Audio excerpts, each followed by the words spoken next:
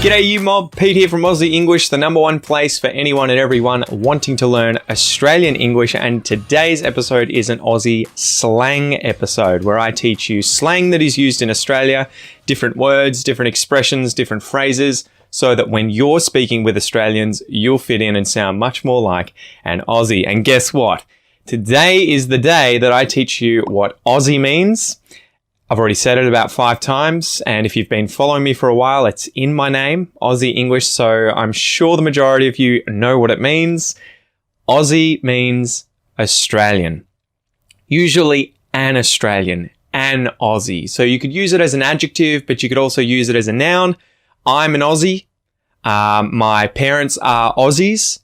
But if you wanted to use it as an adjective, you might say, I was traveling in France, and suddenly I met this Aussie guy, right? Or I met this Aussie girl. And if you wanted to use more slang, you could say this Aussie bloke, as in this Aussie man, or this Aussie Sheila. This Aussie Sheila, this Aussie woman, okay? Aussie. Now, as a bit of a bonus at the end of this episode, I want to help you to pronounce the word Aussie, okay? Aussie. Americans tend to mispronounce this word all the time. They'll say something like Aussie or Aussie. So it's a bit strange. The vowel sound's off, and they sometimes use an S sound. So, the spelling kind of suggests that's how it's pronounced, but I would say this as Aussie. Aussie. Aussie. Aussie. Pete's an Aussie.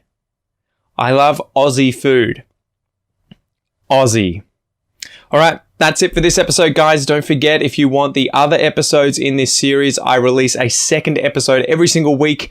For members of the Premium Podcast or Academy, you will be able to get access to those by signing up here or by going down into the description below or just heading over to aussieenglish.com.au.